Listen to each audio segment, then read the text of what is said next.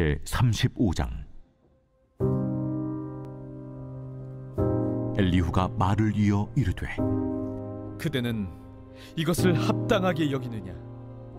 그대는 그대의 의가 하나님께로부터 왔다는 말이냐? 그대는 그것이 내게 무슨 소용이 있으며 범죄하지 않는 것이 내게 무슨 유익이 있겠느냐고 묻지만은, 내가 그대와 및 그대와 함께 있는 그대의 친구들에게 대답하리라. 그대는 하늘을 우러러보라. 그대보다 높이 뜬 구름을 바라보라. 그대가 범죄한들 하나님께 무슨 영향이 있겠으며, 그대의 악행이 가득한들 하나님께 무슨 상관이 있겠으며, 그대가 의로운들 하나님께 무엇을 드리겠으며, 그가 그대의 손에서 무엇을 받으시겠느냐? 그대의 악은 그대와 같은 사람에게나 있는 것이요, 그대의 공의는 어떤 인생에게도 있느니라. 사람은 학대가 많음으로 부르짖으며 군주들의 힘에 눌려 소리치나, 나를 지으신 하나님은 어디 계시냐고 하며 밤에 노래를 주시는 자가 어디 계시냐고 말하는 자가 없구나.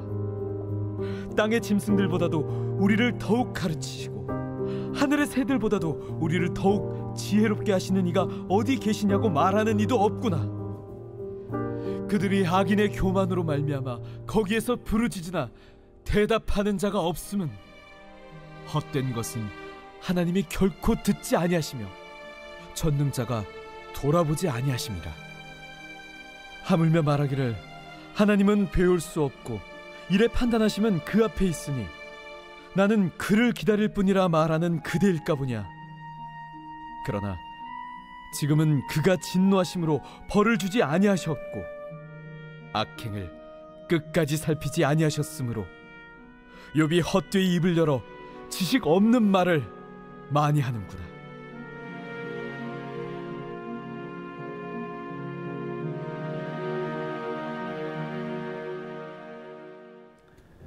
사랑하는 그리스도 여러분, 좋은 아침입니다.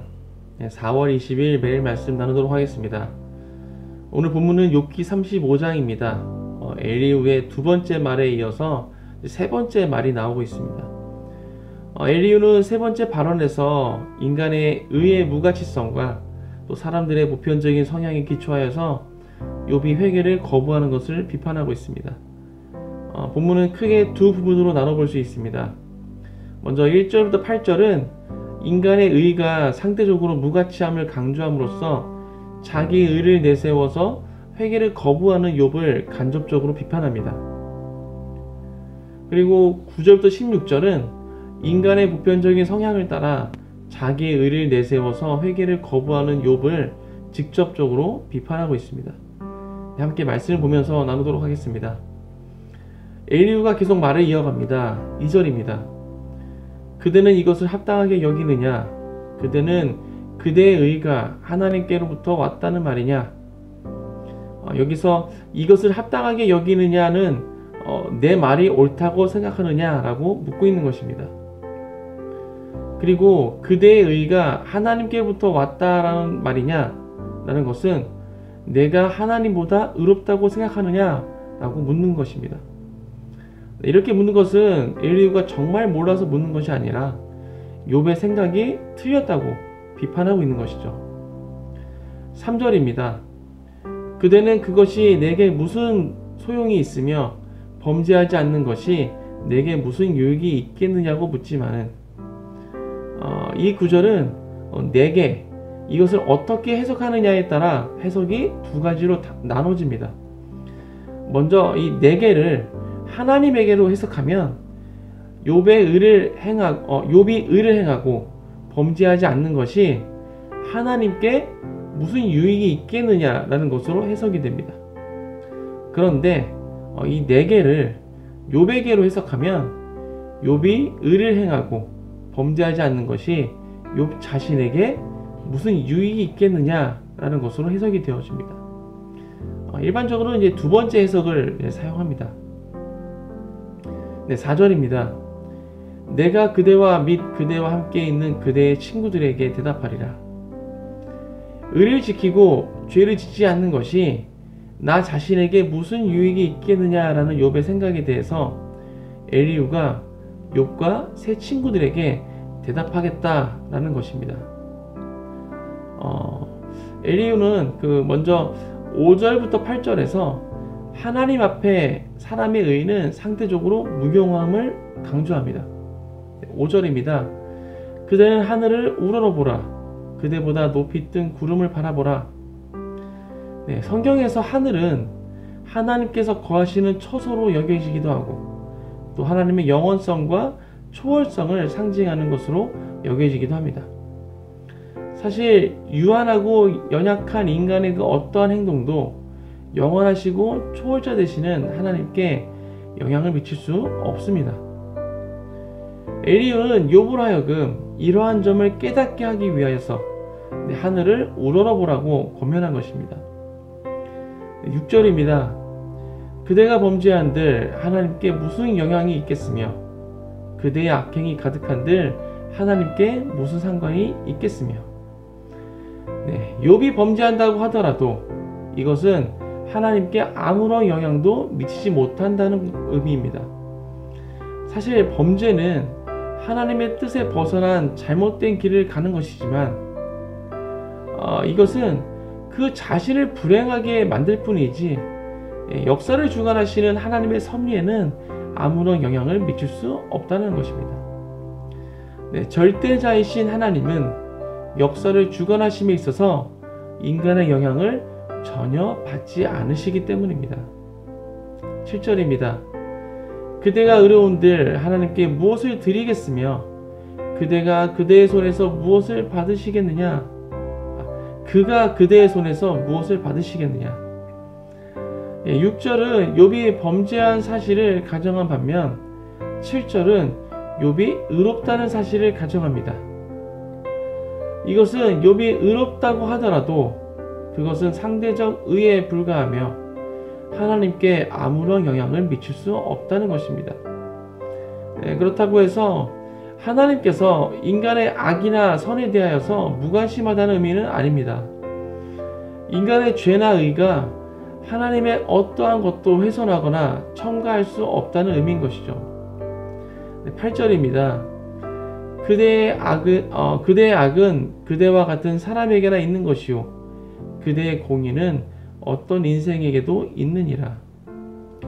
욥의 죄는 욥과 같은 사람에게 영향을 주는 것이고 욥의 의 역시 사람에게나 유익하다는 것입니다.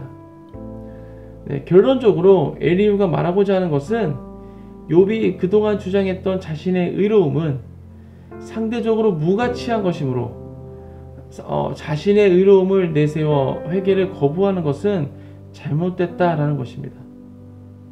이어지는 9절부터 16절에서는 욥이 보편적으로 사람들이 취하는 방식과 같은 반응을 보이며 회개하지 않는 것을 비판하고 있습니다. 9절입니다.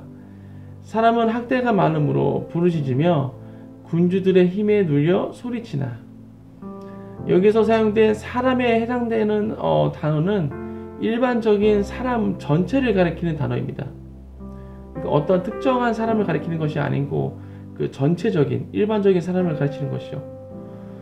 즉 어떠한 특별한 위기나 고난에 처한 사람을 지칭하는 것이 아니라 일반적인 모든 사람을 뜻한다는 것입니다. 이것은 엘리후가 욥의 고난의 특별함을 인정하지 않고 있음을 말해주는 것입니다. 모든 사람이 학대가 많아서 부르짖고 군주들 즉 힘 있는 자 권세자의 힘에 눌려 소리칩니다. 이것은 고난에 처했을 때 단지 거기서 헤어나기 위해 하나님께 부르짖는 인간의 보편적 성향을 말하고 있는 것입니다. 10절부터 11절입니다. 나를 지으신 하나님은 어디에 계시냐고 하며 밤에 노래를 주시는 자가 어디에 계시냐고 말하는 자가 없구나. 땅의 짐승들보다도 우리를 더욱 가르치시고 하늘의 새들보다도 우리를 더욱 지혜롭게 하시는 이가 어디 계시냐고 말하는 이도 없구나. 이것은 인간은 고난에 처하면 일단 창조주 하나님께 부르짖지만 진정으로 하나님을 찾지 않음을 말해주고 있는 것입니다.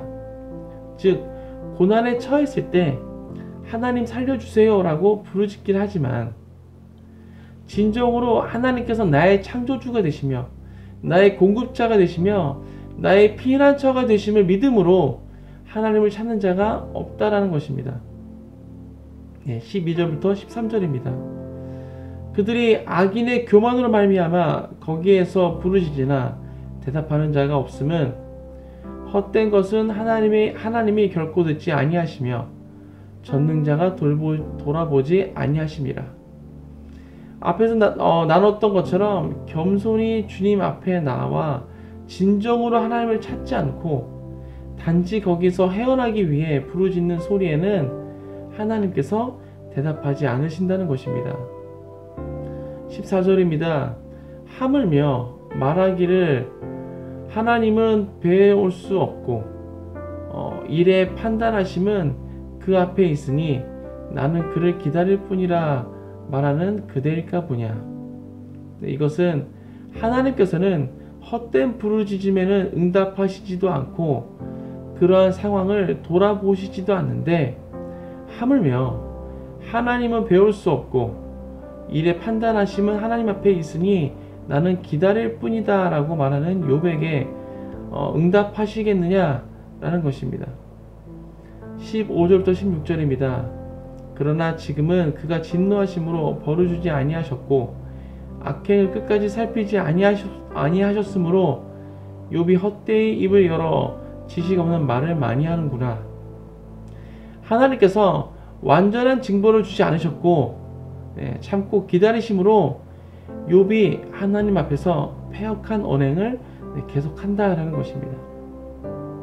이것은 욥이 고난을 더 받아야 한다는 가혹한 말로서 현재 당하는 고난이 충분하지 않은 것이기에 욥이 계속적으로 자신의 의를 주장하며 하나님께서 부당하게 고난을 주신다고 원망하고 있다는 의미입니다. 이렇게 엘리후의 세 번째 발언은 마무리가 됩니다. 엘리후는 이 세 번째 발언을 통해서 욥이 주장하고 있는 그 자신의 의는 하나님 앞에 상대적으로 무가치한 것임을 말하고 있습니다.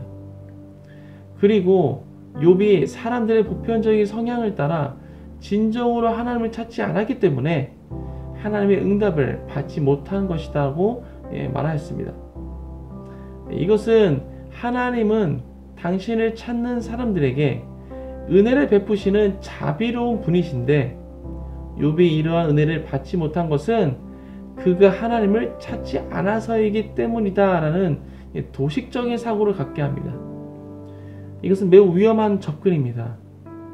왜냐하면 엘리후의 말에 의하면 하나님께 응답을 받지 못한 사람은 모두 다 하나님을 창조주, 공급자, 피난처로 믿지 않으며 기도하지 않은 것이 되기 때문입니다. 지금까지 응답받지 못한 기도 제목이 있는 사람은 그가 진정으로 하나님께 나아가지 않았다는 것입니다. 물론 우리가 하나님을 찾지 않아서 응답받지 못하는 경우도 있겠지만 그렇지 않은 경우도 많다는 것이죠. 욥의 경우도 그렇습니다. 욥이 엘리후의 말처럼 그렇게 교만하게 악인처럼 하나님을 비난하지는 않았습니다. 욥은 욥 나름대로 진심으로 하나님께 나아갔었습니다. 하지만 하나님께서 응답하지 않으셨죠. 하나님께서 욥에게 응답하지 않으신 이유는 엘리후의 말처럼 욥이 하나님을 찾지 않아서가 아니라 아직 하나님의 때가 되지 않았기 때문입니다. 우리가 어떤 기도 제목을 가지고 하나님께 기도할 때 하나님께서 응답해 주시는 경우도 있지만 때로는 말씀을 안 해주실 때도 있습니다. 이렇게 기도를 해도 응답이 없으면 우리는 기도를 멈추게 됩니다. 포기하는 것이죠. 하지만 이것은 하나님께서 응답을 안 하신 것이 아니라 하나님의 때를 기다리라는 응답일 수도 있다는 것입니다. 아직 하나님의 때가 되지 않았기에 말씀을 안 하신 것이죠. 어제 본문에서 말씀했던 것처럼 하나님은 우리의 모든 것을 감찰하고 계십니다. 그리고 가장 좋을 때, 또 가장 좋은 것으로 우리에게 응답하십니다. 하나님의 선하심을 신뢰하시기 바랍니다. 하나님은 아빠, 아버지 되십니다. 오늘 하루도 그 선하신 하나님을 신뢰함으로 끝까지 그 기도의 끈을 놓지 않으시는 모든 큰 숟가락 드시길 주님의 이름으로 축복합니다. 함께 기도합니다. 하나님, 오늘 엘리후의 세 번째 말을 함께 나눴습니다. 엘리후는 욥이 주장하고 있는 그 의에 상대적으로 그것이 인간의 의는 무가치한 것을 또 주장하였고, 또 욥이 하나님 앞에 계속해서 자신의 의를 주장하고 있는 그런 모습을 가지고 계속 이야기했습니다. 하나님, 우리가 기도를 할 때 응답하지 않으시는 부분도 있습니다. 하나님께서 바로 응답을 주지 않을 때가 있다는 것이죠.